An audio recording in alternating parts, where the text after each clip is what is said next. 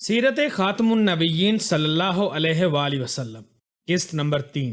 لاکھوں کروڑوں درود و سلام نبی کریم خاتم النبیین صلی اللہ علیہ وآلہ وسلم پر اور آپ کی آل پر۔ معزز ناظرین گرامی، حضرت ہاشم نے کیسر روم کے ساتھ تجارتی و سفارتی تعلقات قائم کر لیے تھے، اور اسی سلسلے میں شام کی طرف سفر کے دوران ان کی شادی بنو نجار کی ایک معزز خاتون سلمہ سے ہوئی، مگر بدقسمتی سے اسی سفر کے دوران حضرت ہاشم کا انتقال ہو گیا۔ ان کی وفات کے بعد ان کا ایک بیٹا پیدا ہوا جس کا نام شیبہ رکھا گیا، مگر کیونکہ شیبہ کی پرورش ان کے چچا مطلب بن عبد مناف نے کی تو اسی وجہ سے شیبہ کو عبد المطلب کا غلام کہا جانے لگا، اور پھر انہیں تاریخ نے ہمیشہ اسی نام سے یاد رکھا۔ واضح ہے کہ حضرت عبد المطلب بے حد حسین و جمیل اور شاندار شخصیت کے مالک تھے۔ اللہ تعالیٰ نے ان کو بے حد عزت سے نوازا اور یہ قریش مکہ کے اہم ترین سردار بنے۔ ایک مدت تک ان کی اولاد میں ایک ہی بیٹا تھا جس کا نام حارث تھا۔ حضرت عبد المطلب کو بہت خواہش تھی کہ وہ کثیر اولاد والے ہوں، چنانچہ انہوں نے منت مانی کہ اگر اللہ ان کو 10 بیٹے عطا کرے گا اور وہ سب نوجوانی کی عمر تک پہنچ گئے تو وہ اپنا ایک بیٹا اللہ تعالیٰ کی راہ میں قربان کر دیں گے۔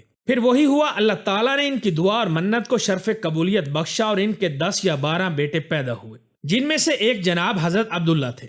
آپ حضرت عبد المطلب کے سب سے چھوٹے بیٹے تھے اور نہ صرف اپنے والد کے بلکہ پورے خاندان کے بہت چہیتے اور لاڈلے تھے۔ حضرت عبد المطلب کو ان سے بہت محبت تھی، چنانچہ 10 بیٹوں کی پیدائش کے بعد جب تمام کے تمام نوجوانی کی عمر کو پہنچے تو حضرت عبد المطلب کو اپنی منت یاد آئی، لہٰذا یہ اپنے سب بیٹوں کو لے کر حرم کعبہ میں پہنچ گئے۔ جب عربوں کے مخصوص طریقے سے قرعہ اندازی کی گئی تو قرعہ حضرت عبداللہ کے نام نکلا۔ حضرت عبد المطلب یہ دیکھ کر بہت پریشان ہوئے، کیونکہ محبت کی شدت کی وجہ سے ان کا دل نہ چاہتا تھا کہ حضرت عبداللہ کو قربان کر دیں، مگر کیونکہ یہ منت مان چکے تھے تو اس کی خلاف ورزی بھی نہیں کرنا چاہتے تھے، لہٰذا یہ حضرت عبداللہ کو لے کر قربان گاہ کی طرف بڑھے۔ یہ دیکھ کر خاندان بنو ہاشم کے افراد جن کو حضرت عبداللہ سے بہت لگاؤ تھا، یہ سب اکٹھے ہو کر حضرت عبد المطلب کے پاس آئے اور آپ کو اس سلسلے میں یثرب یعنی مدینہ پاک کی ایک کاہنہ عورت سے مشورہ کرنے کو کہا۔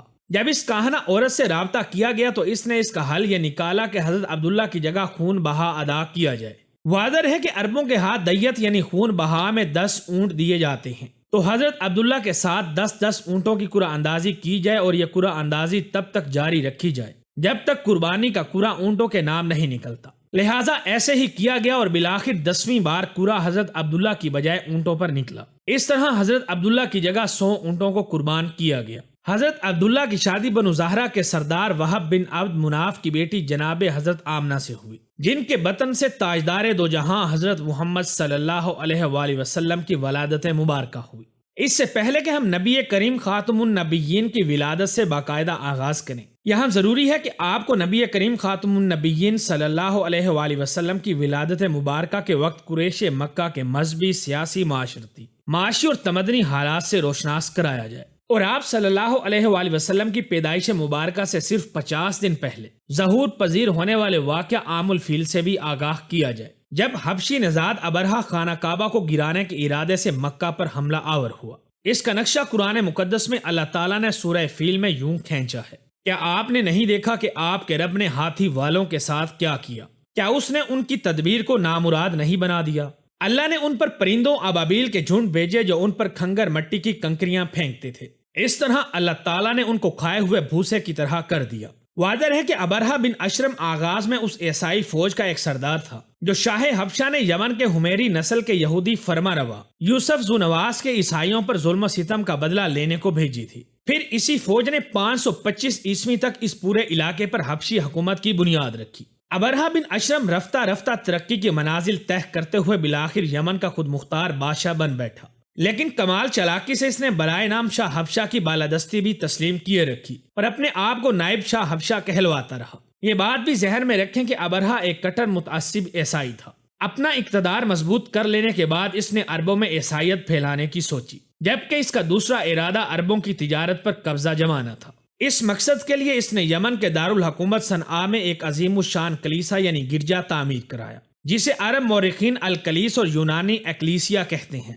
اس کلیسا کی تعمیر سے اس کے 2 مقاصد تھے۔ ایک بڑا مقصد تو عیسائیت کی تبلیغ کر کے عربوں کے حج کا رخ کعبہ سے اپنے کلیسا کی طرف موڑنا تھا۔ یاد رہے کہ اگر یہ ایسا کرنے میں کامیاب ہو جاتا تو اس کا دوسرا نتیجہ یہ نکلتا کہ عربوں کی ساری تجارت جو ابھی تک خانہ کعبہ کی وجہ سے عربوں کے پاس تھی وہ یمن کے حبشی عیسائیوں کے ہاتھ آ جاتی، ابرہا نے پہلے شاہ حبشہ کو اپنے اس ارادے کی اطلاع دی اور پھر یمن میں علل اعلان منادی کرا دی کہ میں عربوں کا حج کعبہ سے اکلیسیا کی طرف موڑے بغیر نہیں رہوں گا۔ پھر یوں ہوا کہ اس کے اس اعلان پر غضب ناک ہو کر ایک عرب حجازی نے کسی نہ کسی طرح ابرہا کے گرجا میں گھس کر رفع حاجت کر ڈالی۔ اپنے کلیسا کی اس توہین پر ابرہا نے قسم کھائی کہ میں اس وقت تک چین سے نہیں بیٹھوں گا جب تک کعبہ کو گرا نہ دوں۔ اس کے بعد سن 570 عیسوی کے آخر میں یہ 60,000 فوج اور 13 طاقتور ہاتھی لے کر یمن سے مکہ پر حملہ آور ہونے کے ارادے سے نکلا۔ راستے میں 2 عرب سرداروں نے اس کا مقابلہ کرنے کی کوشش کی مگر شکست کھائی اور ابرہا کسی طوفان کی طرح مکہ کے مضافاتی مقام المغمس پر پہنچ گیا۔ یہاں ابرہا کے لشکر نے پڑاؤ ڈالا جبکہ چند دوستوں نے اس کے حکم پر مکہ کے قریب میں لوٹ مار کی اور اہل تہامہ اور قریش کے بہت سے مویشی بھی لوٹ لیے گئے، جن میں مکہ کے سردار اور آپ صلی اللہ علیہ وآلہ وسلم کے دادا حضرت عبد المطلب بن ہاشم کے 200 اونٹ بھی شامل تھے۔ اس کے بعد ابرہا نے ایک ایلچی کو مکہ کے سردار حضرت عبد المطلب کے پاس بھیجا اور اس کے ذریعے اہل مکہ کو پیغام دیا کہ میں تم سے لڑنے نہیں آیا ہوں بلکہ اس گھر یعنی خانہ کعبہ کو گرانے آیا ہوں۔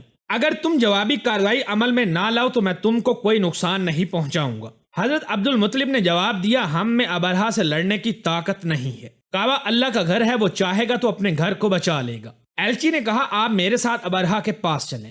آپ اس پر راضی ہو گئے کیونکہ حضرت عبد المطلب بہت خوبصورت اور شاندار شخصیت کے مالک تھے۔ ابرہا آپ کی مردانہ وجاہت سے اتنا متاثر ہوا کہ اپنے تخت سے اتر کر آپ کے پاس آ کر بیٹھ گیا۔ پھر آپ سے پوچھا کہ آپ کیا چاہتے ہیں؟ آپ نے فرمایا کہ میرے جو اونٹ پکڑ لیے گئے ہیں میں اپنے ان اونٹوں کی واپسی چاہتا ہوں۔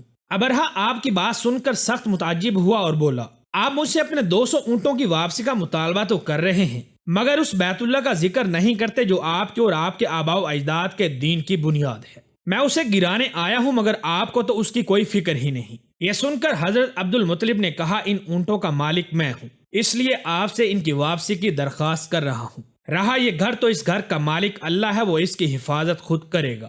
ابرہا نے متکبرانہ انداز میں کہا، کعبہ کو اب آپ کا اللہ بھی مجھ سے نہیں بچا سکے گا۔ حضرت عبد المطلب نے جواب دیا کہ یہ معاملہ آپ جانے اور اللہ، لیکن ایک بات واضح ہے کہ یہ اس کا گھر ہے اور آج تک اس نے کسی کو اس پر مسلط نہیں ہونے دیا۔ یہ کہہ کر آپ ابرہا کے پاس سے اٹھ گئے اور ابرہا سے واپس لیے گئے اونٹ لے کر مکہ آ گئے۔